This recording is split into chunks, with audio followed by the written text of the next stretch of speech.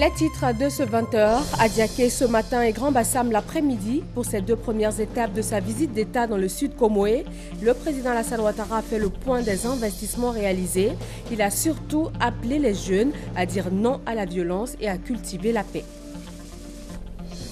Ce sont 34 000 hommes qui vont être déployés pour sécuriser le scrutin présidentiel ivoirien.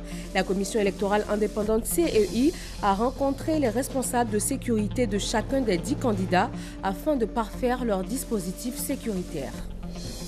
Les 15 pays membres de la CEDEAO en ce moment réunis dans la capitale économique ivoirienne. Le forum de haut niveau sur l'énergie durable et l'investissement va durer 5 jours afin d'identifier les opportunités d'investissement en matière d'énergie durable. La lutte contre le terrorisme au Nigeria et les échanges économiques du pays avec la France, les deux points au cœur de la visite officielle de 3 jours du président nigérien Muhammadu Buhari à Paris en France. Bonsoir et merci d'être avec nous pour ce point de l'actualité sur RTI 1. Premier meeting de la visite d'État dans le sud Comoé, à Diaké. C'est ce matin que le président a quitté Abidjan pour s'y rendre. Son parcours depuis sa résidence avec Thomas Guissambi. C'est à 9h25 que le cortège du président de la République quitte sa résidence privée d'Abidjan-Cocody-Riviera-Golf pour prendre la direction de la région du Sud Comoé. Destination précise à Diaké. Sans détour et à vol d'oiseau, environ 50 minutes, c'est le temps de route pour franchir la porte principale de la ville d'Adiaké.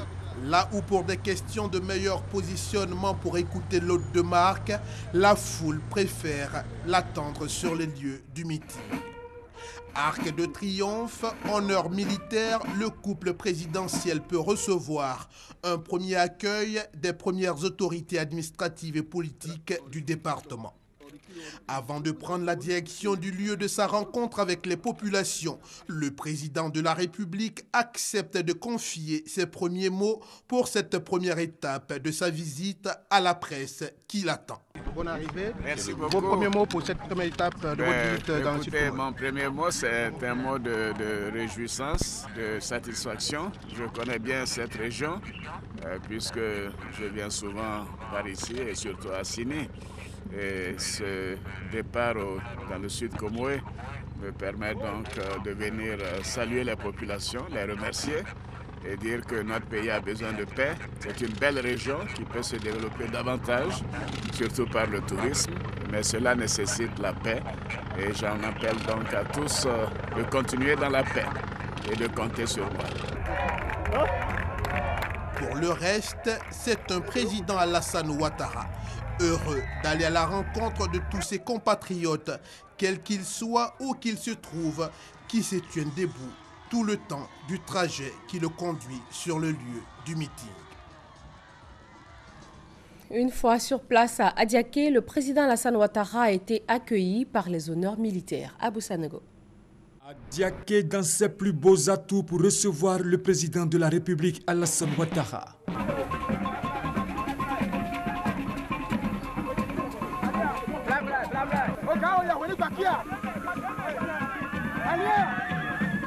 C'est à 10h17 que l'auteur des Eotili, des Essouma et des Adouvlés Souillé a franchi l'arc de triomphe à l'entrée de la ville d'Adiaké. Accueilli par le Premier ministre Daniel Kablan-Duncan, les autorités locales, quelques membres du gouvernement et le chef d'état-major général des forces républicaines de Côte d'Ivoire, le général de corps d'armée Soumaïla Bakayoko, le président de la République Alassane Ouattara, chef suprême des armées, est allé s'incliner devant le drapeau de l'État pour l'exécution de l'hymne national et recevoir les honneurs militaires dus à son rang.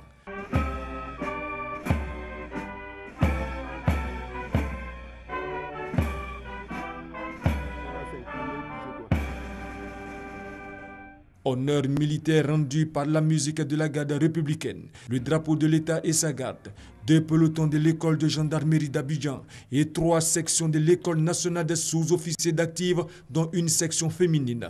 L'ensemble des troupes était aux ordres du commandant Antoine Nebou, commandant en second de l'école nationale des sous-officiers d'active.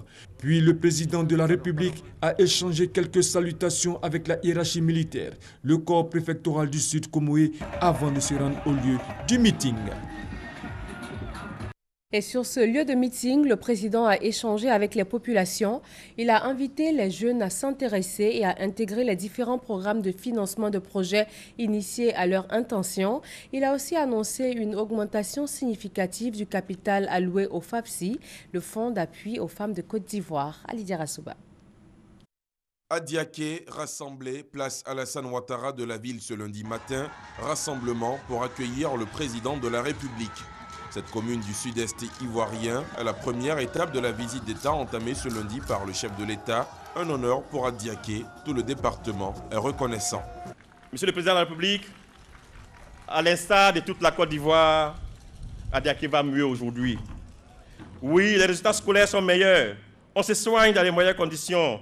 La ville est propre. Davantage de villages sont électrifiés et ont accès à l'eau potable. Nos routes sont en meilleur état. Tout ça grâce à vous, Monsieur le Président de la République. C'est pourquoi Adiaké est si heureux de vous recevoir ce matin dans l'enthousiasme généralisé parce que nous savons qu'après vous avoir dit merci pour tous les bienfaits passés, nous recevrons les retombées sociales et matérielles de votre passage. Que dis-je? Nous recevrons notre part de bonheur. Visite d'État, prétexte de passage en revue des difficultés rencontrées par les populations locales. Celles d'Adiaké ont eu l'occasion de faire part de leurs doléances au président de la République. Adiaké veut sa part de développement. Excellence, Monsieur le Président de la République, beaucoup a été fait pour notre département, mais beaucoup reste encore à faire. Il s'agit notamment du démarrage effectif des travaux de la ville universitaire, de l'inscription des îles Bétibé au patrimoine de l'UNESCO, de la création d'un port et d'une école de pêche à Adiaké, de l'ouverture de la voie reliant Assini à Adiaké, de la mise en place d'un bac reliant la sous-préfecture de Tchoboué à Adiaké, du bitumage de l'axe Eboué à Djouan et Tchoboué à Kouningbe. Le développement, c'est aussi ce qu'a promis le président Alassane Ouattara aux populations d'Adiaké. Ce progrès serait encore plus consolidé et restauré avec une paix durable, a-t-il dit. Le chef de l'État en a donc appelé à la cohésion sociale et au travail. Voyez-vous, cette région est tellement belle et c'est pour cela que la paix est indispensable pour notre pays. Car c'est quand une région est en paix, quand les touristes sentent qu'il n'y a pas de tension, qu'ils sont tentés de venir. Et je voudrais donc en appeler à tous à maintenir et à consolider ce climat de paix pour nous permettre de développer davantage le tourisme dans cette belle région. Le montant des investissements dans le Sud Comoé s'élève à plus de 14 milliards de francs CFA. De mon point de vue, cela est totalement insuffisant. Donc nous allons faire beaucoup plus.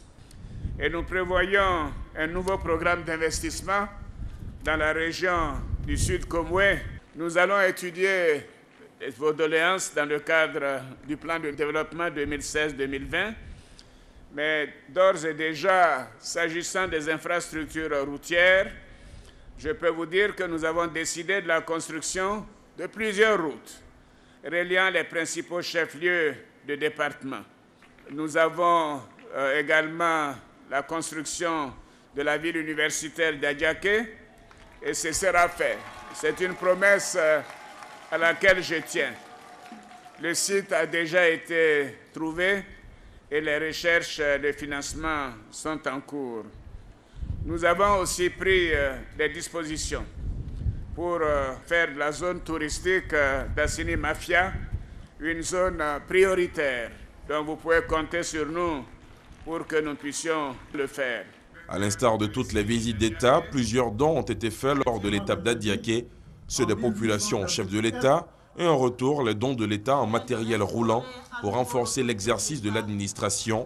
Plus de 16 millions de francs CFA de dons en espèces ont également été remis aux populations de la part du président Alassane Ouattara. Nous vous proposons maintenant les réactions à chaud de quelques participants à ce meeting du département d'Adiaké. Heureux d'accueillir ici le président de la République. Parce que nous savons qu'il vient nous écouter. Mais c'est pour nous aussi une occasion de lui dire merci, un grand merci pour tout ce qu'il a fait pour la Côte d'Ivoire, qu'il continue de faire et que nous souhaitons qu'il continue de faire. pour le bien, le bonheur de tous les Ivoiriens. Nous lui disons grand merci et nous l'accompagnons dans son travail pour l'émergence. On est arrivé ici aujourd'hui, nous épate parce qu'on voit qu'il va faire du grand boulot, surtout dans notre région du Sud Comoé, plus précisément à Sini Mafia. Le président Alassane, c'est la paix. Nous sommes pour la paix, nous l'accompagnons sur la voie de l'émergence. Vraiment, tout à Diaké, tout le Bétibé, tous les soumans. Nous sommes très contents ce matin de voir le président de la République chez nous ici à Diaké. Partout où il a passé, il a apporté le développement. Et ça a été la même chose aujourd'hui. Le président est venu nous parler de la bonne parole et surtout nous les religieux. Donc nous prions toujours pour qu'ils puissent avoir la paix en Côte d'Ivoire. Nous sommes venus à cette invitation à la visite du chef de l'État dans le but de le soutenir et aussi de continuer à intercéder pour la Côte d'Ivoire, notre chère patrie. Nous sommes très heureux, cela nous fait chaud au cœur d'être vraiment présents. Nous remercions le chef de l'État pour tout ce qu'il fait, pour la région du Sud Comoé, en particulier le département d'Adiaké. Donc nous avons pris bonne note de tout ce qui avait été dit. Des chantiers sont dégagés, en l'occurrence le choix du site d'Assini Mafia comme site touristique dans notre département et le bitumage de l'As Eboué jusqu'à Etioboué à Kounoubé et la construction du village universitaire à Adiaké. Après Adiaké, c'est la ville historique de Grand Bassam qui a reçu le chef de l'État. Les Bassamois ont réservé un accueil chaleureux à leur président, Alexis Ouedraogo. Le tam-tam a parlé ce lundi. Il a retenti pour annoncer à Grand Bassam l'arrivée du chef de l'État. À son appel, elles sont venues de Mossou, de Bassam et d'Ebra pour accueillir Alassane Ouattara, président de la Côte d'Ivoire. Ça nous fait plaisir parce qu'Alassane est venu, ils ont arrangé tous les points, tous les padelles sont allumés, la route, ils ont tout arrangé, ça nous plaît. Il y a longtemps qu'on attendait de lui. Mais aujourd'hui, il vient là, on est fiers de l'accueillir. À leur côté, la fanfare pour rythmer les pas de danse, le temps de l'attente. Non loin, majestueux, les têtes couronnées n'ont pas voulu se faire compter ce jour. Lorsque 13h30 sonne, le chef de l'État traverse l'Arc de Triomphe. La liesse est totale. Les populations de la ville historique sont au rendez-vous. Instant de communion et de cohésion totale entre un chef et son peuple qui l'attendait. Dans la ville de Grand Bassam, une bretelle porte désormais le nom du président Alassane Ouattara. C'est celle qui mène au pont de la Victoire. Alexis Ouedraogo.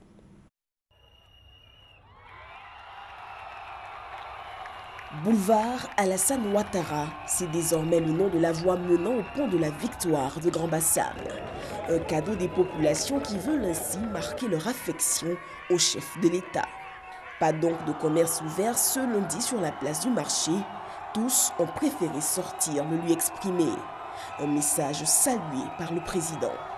Avoir la chance de porter le nom du boulevard à mon nom et à côté de mon aîné Henri Konan Bédié et de notre père Félix Houphouët-Boigny, c'est un immense honneur et je ressens cela fortement et profondément.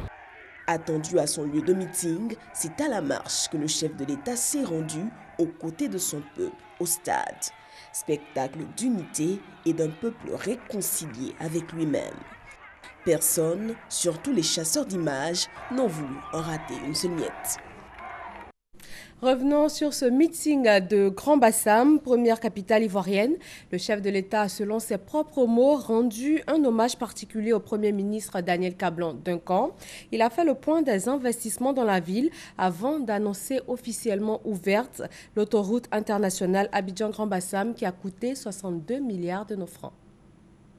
La ville de Grand Bassam est chargée d'histoire. Oui, l'histoire de la Côte d'Ivoire. Oui, Bassam, c'est la première capitale de la Côte d'Ivoire, avant Benjerville et Abidjan et Yamoussoukro. Bassam, c'est le symbole de la lutte. pour l'émancipation et l'indépendance de la Côte d'Ivoire avec la marche des femmes. Bassam, c'est aussi une ville cosmopolite où des populations venues de toutes les régions de Côte d'Ivoire, d'Afrique de l'Ouest et d'ailleurs vivent en harmonie avec leurs frères abourés et apolloniens. Oui, j'ai dit cela pour Bassam et ce matin, je l'ai dit également pour Adiaké. Grand Bassam est notre fierté à tous. Et voilà, je voudrais vous dire aussi que Bassam, pour moi, a une signification particulière. Oui, d'habitude, je ne suis pas le protocole que je vais développer tout à l'heure. Mais Bassam, pour moi, c'est mon frère, c'est mon ami, Daniel Duncan Kablan. Oui, je déclare ouverte l'autoroute de Grand Bassam à la circulation dès aujourd'hui. Oui, bien évidemment, pour tout ce qui concerne Grand Bassam, nous devons aller de manière très minutieuse.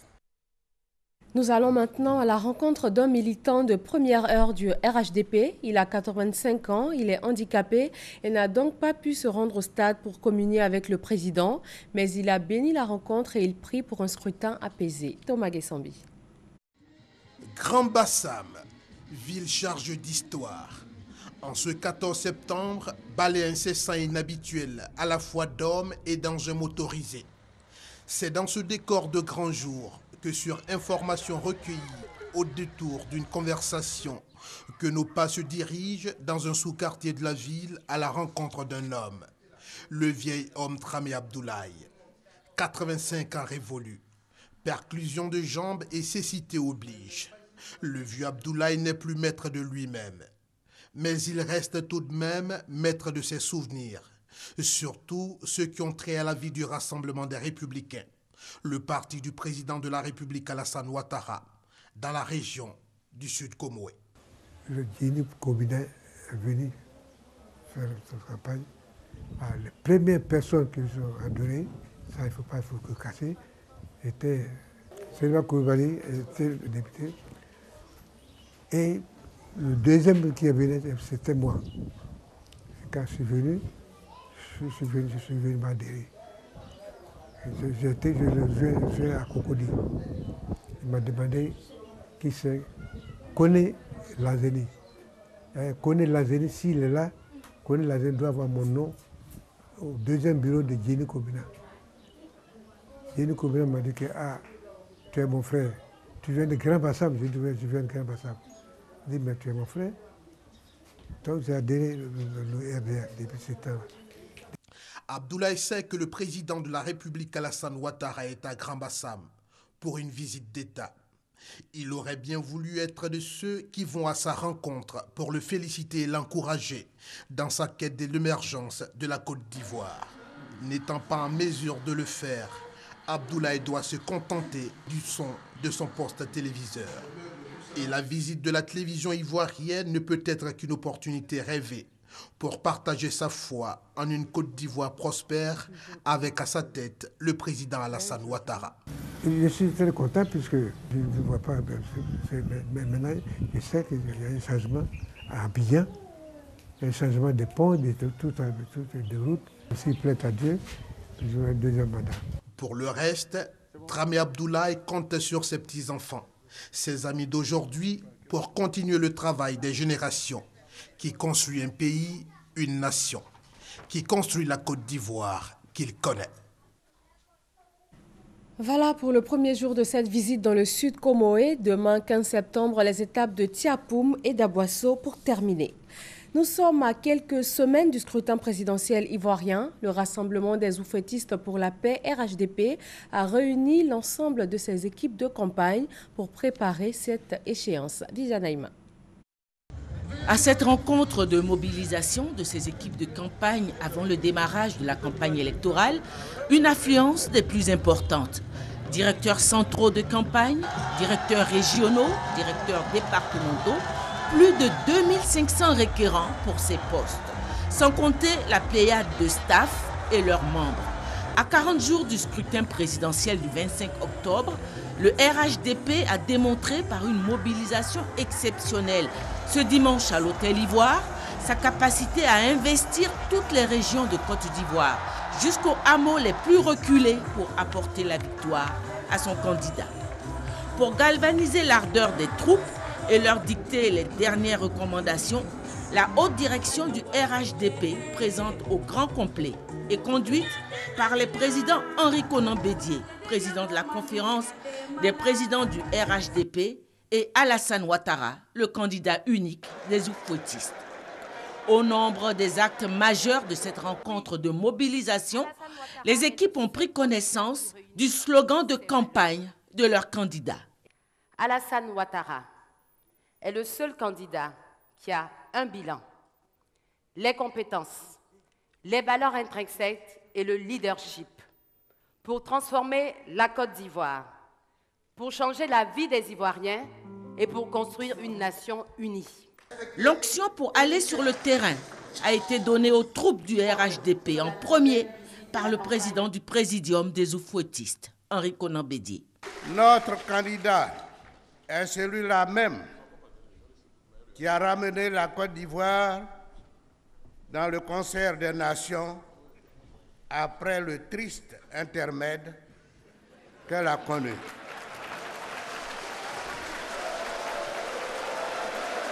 Pour aller à une compétition, il faut évaluer sa propre valeur et celle de ses adversaires. Nous pouvons dire sans risque de nous tromper que notre candidat reste le meilleur à tout point de vue.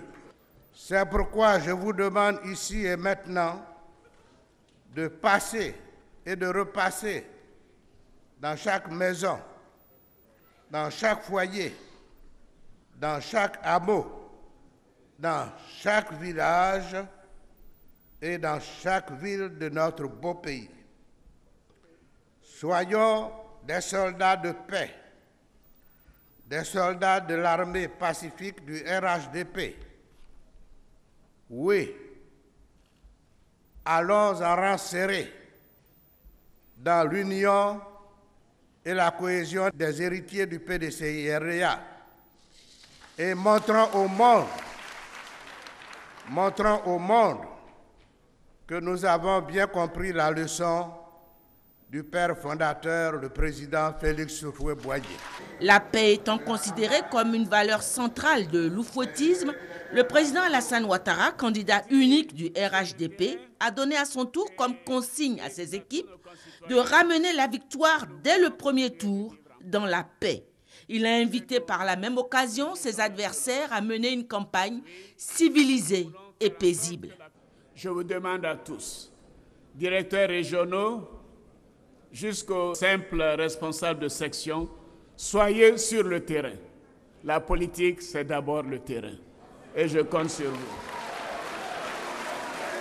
Oui, allez-y sur le terrain et dites à tous nos concitoyens que nous voulons continuer de vivre en paix, que nous rejetons la violence. Oui, que nous voulons faire en sorte que la Côte d'Ivoire sorte des tourmentes que nous avons vécues. Et les actes isolés de perturbation de ces 3 derniers jours par quelques jeunes ne doivent pas vous émouvoir. Comme j'ai dit, il faut pardonner. Nous devons continuer de dire que nous sommes des oufouettistes, les vrais oufouettistes. Nous voulons la paix, nous voulons bâtir notre nation. Nous voulons une nation de progrès. Oui, nous voulons une Côte d'Ivoire moderne. Nous devons présenter aux Ivoiriens ce que nous voulons proposer pour les 5 prochaines années. Je voudrais donc vous rassurer les uns les autres et dire à tous nos concitoyens que ces élections seront démocratiques, elles seront apaisées. Oui, ces élections seront apaisées. Et je voudrais surtout demander que tout soit fait pour qu'il en soit ainsi. Donc je lance un appel à tous les candidats de tenir compte de ce climat de paix que nous avons réussi à construire difficilement au cours de ces 4 dernières années. De faire en sorte que leurs propos ne remettent pas en cause ce climat de paix. Oui, nous voulons une campagne responsable. Nous voulons une campagne responsable. Nous voulons une campagne paisible. Nous voulons une campagne civilisée. La musique vecteur de rassemblement n'a pas été oubliée. Lors de cette rencontre de mobilisation, l'hymne de campagne du RHDP a été présenté officiellement, suscitant l'enthousiasme jusqu'au plus haut niveau. Le RHDP n'attend plus désormais que le signal de départ. Les militants et les sympathisants du RHDP ont été nombreux à prendre part à cette rencontre. Écoutons quelques réactions tout juste après la cérémonie. Nous retenons du message du président de la République, candidat unique du RHDP pour la prochaine élection, un message fort invitant les Ivoiriens à consolider la paix dans laquelle la Côte d'Ivoire se retrouve aujourd'hui. Un message fort par rapport à l'avenir de notre pays et à sa jeunesse, et à l'ambition qu'il a de faire de notre pays un grand pays, mais un pays avec une ambition d'Ivoiriens qui soit des Ivoiriens nouveaux, où les mentalités vont changer. Et ce changement devrait conduire à un amour de plus en plus renforcé pour la patrie, à une envie de travailler de plus en plus pour la Côte d'Ivoire, à faire en sorte que chaque Ivoirien ait une grande ambition pour son pays. C'était une belle cérémonie. L'objectif était de mobiliser l'équipe de campagne, mais je pense que l'objectif est atteint. Tout le monde est mobilisé à bloc, donc on peut en avant pour l'après-campagne. Nous voyons que le président, après l'excellent bilan que tout le monde lui reconnaît aujourd'hui, se projette à nouveau sur les 5 prochaines années avec une vision qui est claire, une vision qui est nette, une vision qui va réconcilier la Côte d'Ivoire avec elle-même, une vision qui va permettre de retrouver la grandeur de la Côte d'Ivoire et une vision qui va permettre également aux Ivoiriens de vivre mieux, aux jeunes, aux femmes, aux fonctionnaires, aux paysans, à tout le monde de vivre mieux. C'est un grand jour, comme vous l'avez dit. Aujourd'hui, le président de la République, qui est notre candidat, le candidat Alassane Ouattara, vient de nous mettre en mission, nous les directeurs régionaux, et nous allons faire une belle campagne pour amener la victoire au président. Nous avons eu notre slogan, nous avons eu notre chanson pour la campagne, et le président l'a dit, il allait nous donner les moyens qu'il nous faut pour mener la campagne. Et je crois qu'on peut dire que l'adversaire a chaud. Il nous a donné des instructions fermes. Il nous a demandé de mener la campagne dans la paix, dans l'union, dans la concorde, dans la fraternité. Mais surtout, il nous a exposé ses ambitions pour la Côte d'Ivoire. Et ce sont des choses que nous devons aller traduire sur le terrain, expliquer aux populations, pour que les populations qui sont déjà satisfaites de sa gestion des 4 années passées, pour que cette population-là puisse lui renouveler sa confiance. Les jeunes sont mobilisés pour donner cette opportunité au président de la République que définitivement ils puissent changer leur avenir. Et ils ont foi au président de la République, ils ont foi en lui par rapport aux résultats qu'il a établis sur le terrain. Ils ont foi en lui parce que c'est lui seul qui peut leur permettre de voir leur avenir de façon claire. Et donc ils sont venus l'exprimer de façon claire. Cette cérémonie montre une fois de plus que la majorité des Ivoiriens, au-delà des frontières du RHDP, ont décidé de renouveler leur confiance à l'homme providentiel, le président Alassane Ouattara. Cette cérémonie sonne le début d'une campagne dynamique qui permettra au président Alassane Ouattara d'être réélu le 25 octobre 2015 à une majorité éclatante sans appel. Nous avons un bon candidat. Les gens en face pratiquement ne proposent rien. Je souhaite du plus profond de moi-même que le message du candidat soit entendu. Nous voulons une Côte d'Ivoire en paix. Nous voulons que tous les Ivoiriens participent à la construction de ce pays. Que nous ayons des options différentes politiquement, nous devons être ensemble. Alors nous lançons un appel, que les élections se passent dans les meilleures conditions possibles. On vient de connaître le slogan pour cette campagne, réussir avec Ado. C'est tout un symbole. Dans la vie, il ne faut pas réussir seul. Nous devons réussir ensemble. Et Ado a montré l'exemple. en le suivant, nous allons réussir. Donc réussir avec ADO, c'est un appel pour le partage, pour l'effort en commun. Soulignons ce que vient de dire tout à l'heure le président candidat Alassane Ouattara, que la politique, c'est d'abord le terrain. Un politicien, c'est d'abord aimer les hommes. Il vient servir le peuple, il doit aimer ce peuple-là. Ces mots qui me rappellent de Houphouët-Boigny, c'est ensemble que nous pouvons construire la Côte d'Ivoire. Et voilà que ces dignes fils viennent de répéter ça ce soir. À l'instant, quelques réactions de directeurs nationaux du RHDP après la rencontre de mobilisation d'hier dimanche. La commission électorale indépendante CEI prépare les élections du 25 octobre. Côté sécurité, ce sont 34 000 hommes qui vont être déployés. La CEI a rencontré les responsables de sécurité de chacun des 10 candidats. Aboulaye Koné, Hervé Blé. 2 heures d'horloge, c'est le temps mis par ces 2 représentants de la commission électorale indépendante pour expliquer à leurs interlocuteurs les dispositions prises pour la sécurité des candidats et des électeurs. Un plan global de sécurisation du processus électoral a été ainsi présenté aux responsables de la sécurité de chacun des 10 candidats en course pour la présidentielle. On est plus ou moins rassuré, on ne peut pas être totalement rassuré, mais on peut dire qu'on est rassuré à 70%. Bon, de façon générale, on peut dire que ça va. 28 000 soldats ivoiriens et 6 000 soldats de l'ONUCI seront mobilisés à partir du 1er octobre. Les représentants des candidats n'ont pas hésité pour certains à formuler des requêtes et pour d'autres à émettre des réserves. En réponse à toutes ces préoccupations, les responsables de la CEI se sont montrés rassurants et ont assuré que tous les candidats seront logés à la même enseigne sur le plan sécuritaire afin de garantir un scrutin présidentiel apaisé. Il faut dire que nous avons tous posé des préoccupations auxquelles on a eu des réponses satisfaisantes. Et nous pensons que si nous tenons compte de ce que la CEI a dit, en tout cas nous partions satisfaits. La CEI a promis de travailler en étroite collaboration avec les candidats pour la sécurisation du processus. Au total, 34 000 hommes seront déployés sur toute l'étendue du territoire national. Le dispositif restera le même jusqu'à l'issue d'un éventuel second tour du scrutin présidentiel d'octobre 2015. Le Conseil national de la presse CNP tire la sonnette d'alarme. Les journalistes et hommes de médias sont tous invités à la plus grande responsabilité en cette période de pré-campagne et pour la campagne électorale à venir. Le communiqué du CNP avec Christelle Menon.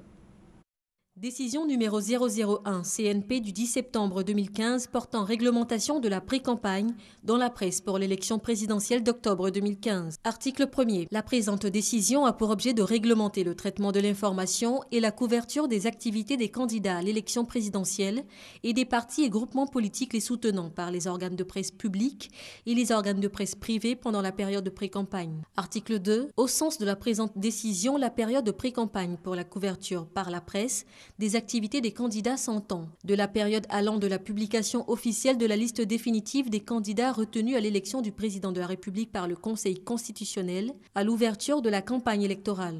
Pendant la période de pré-campagne, les organes de presse publics doivent veiller au respect des principes d'équité, de pluralisme et d'équilibre de l'information à l'égard des candidats retenus, ainsi que des partis et groupements politiques les soutenant.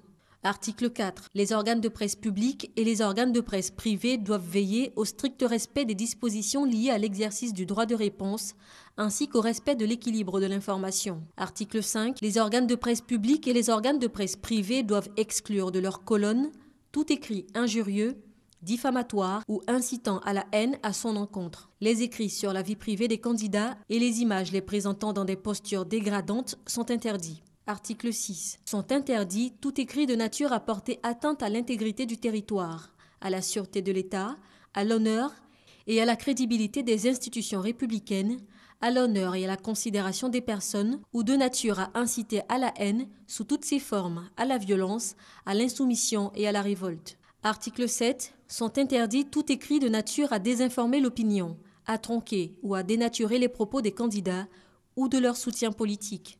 Article 8. Est interdit la publication en l'état de propos ayant un caractère injurieux, offensant, incendiaire, calomnieux ou diffamatoire tenus par les acteurs politiques. Article 9. Sont interdits les écrits de nature à inciter à la guerre, à la haine, à la violence ou à la révolte ainsi qu'à leur apologie. Article 10. Il est interdit de publier ou de diffuser des estimations de vote ou des sondages pendant la période de pré-campagne, sous quelque forme que ce soit. Article 11.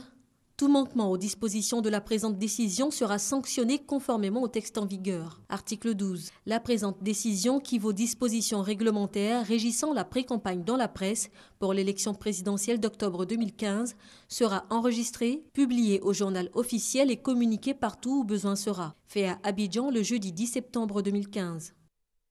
Un mot de santé, la Côte d'Ivoire s'offre une unité mobile de lutte contre Ebola. Le camion est équipé de plusieurs box d'accouchement, d'attente, de surveillance épidémiologique, d'un bureau de médecins. Il a coûté 160 millions de nos francs et va sillonner les régions à forte résistance épidémiologique. Hervé Blé. La Côte d'Ivoire renforce ses moyens de lutte contre la maladie à virus Ebola. L'unité mobile récemment acquise par le ministère de la Santé publique et de la lutte contre le sida démontre la détermination du gouvernement à assurer aux populations une bonne couverture sanitaire. Le camion médicalisé qui a été présenté au Premier ministre Danek Ablandankan a coûté 160 millions de francs CFA. Il est équipé de box d'accouchement, d'attente et de surveillance épidémiologique, d'un bureau de médecins. Webfontaine nous a apporté un appui de 380 millions de francs CFA. Parce que c'était pratiquement le montant le plus fort, le plus élevé, qui venait donc du secteur privé. Nous avons commandé cette unité mobile sur la surveillance épidémiologique, mais également nous avons voulu compléter, puisque ce camion va aller à l'intérieur du pays et que nous savons qu'en plus de la surveillance épidémiologique, nous luttons contre la mortalité maternelle infantile. Nous sommes venus présenter donc cette unité mobile au Premier ministre afin qu'il puisse nous donner son quitus pour commander 31 autres camions mobiles sur le fond du Fonds mondial international, toujours dans l'appui à la riposte à la maladie à virus Ebola. Le camion déjà acquis va surtout sillonner les zones où il y a de fortes résistances en termes épidémiologiques. Les 31 à venir seront repartis sur l'ensemble du territoire national afin d'apporter l'assistance nécessaire aux populations dans les zones où celles-ci ont des difficultés pour accéder aux centres de santé. Le comité de gestion des établissements scolaires COGES fait sa rentrée en prélude à celle des élèves. Eux reprendront le chemin de l'école le 21 septembre prochain, soit dans une semaine. Et l'accent est mis pour cette rentrée des classes 2015-2016 sur l'école gratuite et obligatoire. Herman Niamia.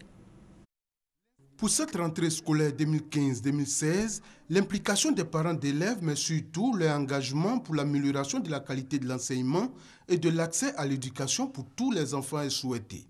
Le directeur général de COGES, le comité de gestion des établissements scolaires, à travers cette demande, veut impliquer toute la communauté éducative et les parents d'élèves à soutenir le concept de l'école obligatoire pour tous les enfants initiés par le gouvernement.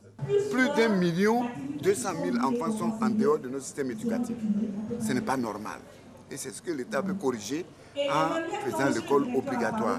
L'État, on a vu, fera ce qu'il a à faire et les communautés doivent accompagner l'État à ce que cet objectif essentiel de l'école obligatoire, de l'éducation universelle, puisse se faire dans notre pays.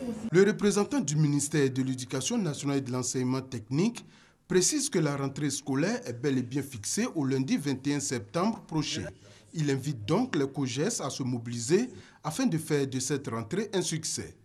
Les partenaires techniques et financiers de l'école ivoirienne s'engagent à poursuivre leurs actions de développement au profit de l'éducation nationale. Un forum de haut niveau sur l'énergie durable et l'investissement réunit à Abidjan les 15 pays membres de la CEDEAO. Pendant 5 jours, décideurs, investisseurs et partenaires vont identifier les opportunités d'investissement en la matière et définir des stratégies. Grâce Kando. 290 millions de personnes sur les 915 millions que compte l'Afrique bénéficient d'un accès à l'électricité selon l'Union européenne. Pour donc permettre aux personnes qui n'ont pas d'électricité d'en bénéficier, les 15 pays membres de la CEDEAO sont réunis à Abidjan dans le cadre d'un forum de haut niveau sur l'énergie durable et l'investissement. La CEDEAO a adopté des politiques d'énergie renouvelable en 2013 que nous sommes en train de mettre en application. Dans cette politique énergétique, il a été demandé aux États membres d'établir des plans nationaux d'énergie renouvelable et d'efficacité énergétique que nous allons valider à cet important forum et aller vers les investissements parce que tout projet a besoin d'être financé. Au thème de ces travaux, nous allons voir comment vraiment travailler ensemble en partenariat pour pouvoir atteindre l'objectif de l'énergie renouvelable pour tous, l'énergie durable pour tous et l'efficacité énergétique pour tous. Cette rencontre dure 5 jours et réunit investisseurs et partenaires internationaux. Ce forum sur l'énergie durable va mettre en exergue les plans d'action nationaux de chaque pays de la CEDEAO. Selon le ministère du Pétrole et de l'Énergie, en matière d'accès à l'énergie en Côte d'Ivoire, d'importantes actions sont en cours, notamment dans les domaines de l'efficacité énergétique et l'accès à l'électricité pour tous. Terrorisme et économie au menu de la rencontre des chefs d'État français et nigériens. Le président nigérien Muhammadu Buhari entame ce lundi une visite officielle de 3 jours à Paris sur invitation du président français François Hollande. Investi en mai dernier, Muhammadu Buhari a fait de la lutte contre Boko Haram l'une de ses priorités. Merci d'avoir suivi ce journal. Retrouvez Michel Mombo à 23h pour un nouveau journal sur RTI1.